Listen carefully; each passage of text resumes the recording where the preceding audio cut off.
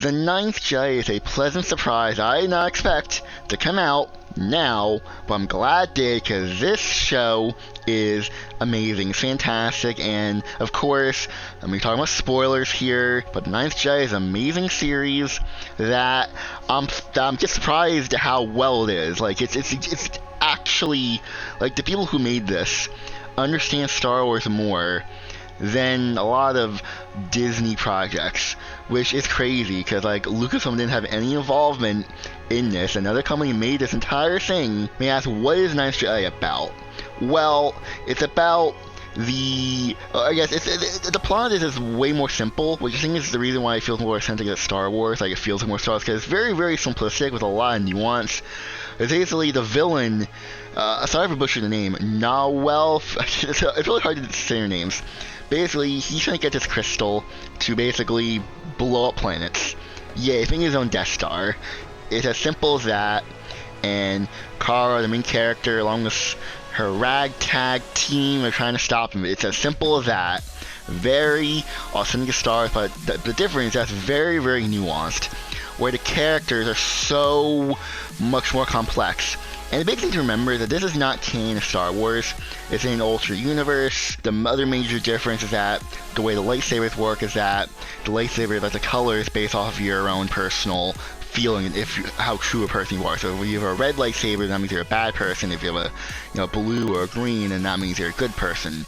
So you can have villains having blue lightsabers, green lightsabers, or you can have good guys with the red lightsabers. It's very nuanced like that, and the villain Nawel, he has a blue lightsaber, which already makes him a very much more like such a more complex villain. As well, he's not really a villain. He's not a Sith. He's simply a Jedi that has his own different views, and he wants to bring order to the galaxy. So the way he does that is he wants to construct this he wants to get a giant kyber crystal into his own laser cannon and fire at people who he feels are bad, and that's his own opinion, and that's basically what the entire comic is about, how his opinions are wrong, and that Kara and everyone else trying to convince him not to do this, and that's more complex. He's not a straight up villain, and I am simplifying that a lot because the show is so much nuance that I can't talk about every little thing in this video, or else this video will be like 2 hours long. That's how much detail and nuance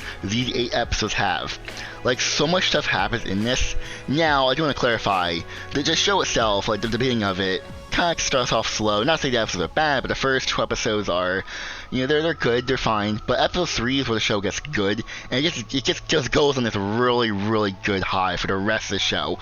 My favorite episodes are episode 5 and episode 6, and that's when Kara gets separated from everyone else, and she just goes on like a freaking rampage. Because Kara gets stuck on like this plane with like these local natives of the plane, like aliens, and these bounty hunters just start, attacking them, and Kara's like, well, I'm not gonna have that, and so she goes to Nawan's one of his ships, and she just destroys the entire crew of that ship.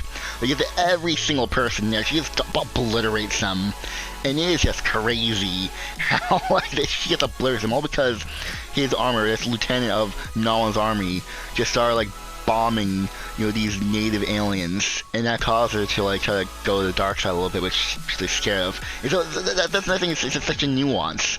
Like, it's crazy because like with the changing lightsaber colors, there's so much more. The show goes out of its way to just explore that, and it's so interesting how the colors keep changing based on their personalities, and it just works so well. And speaking of Kara, she's a really great character.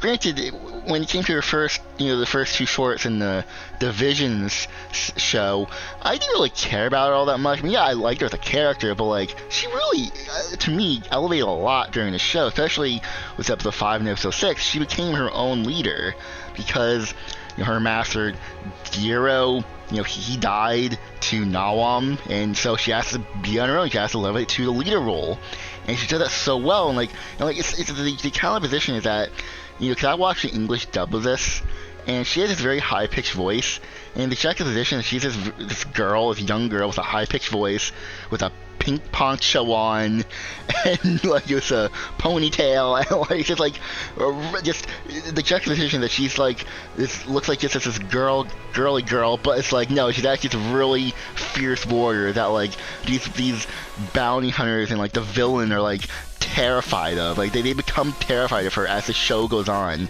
And it's so cool to see that, because when you think of like this fierce warrior, you don't think of, you think of that, and it's just like, that is really cool. And in the matter of like 4 episodes, like the rest of the show, like the second half, she becomes like a fan favorite character. Like, she's just so cool, and just it's so ruthless, but her philosophy is still in the Jedi way. Like, she's still a Jedi, but obviously there's a lot of like growing pains of like trying not to go to the dark side, and getting forgiveness, and it's like a lot of like complex things that you don't really see in the main Star Wars canon really, or that explored really, and they do it all in the second half of the show with Cara, and it's really cool. One last thing to note is that I don't know if this is going to get a season 2 or not, because this show is very, very good, and it's great, and I would like to see season 2 of this, but I don't know if Lucasfilm would want to do that, or they would rather want to give one of their other Vision shorts the full series treatment of giving it a season, because there are other great Vision shorts that do deserve a full 8 episodes,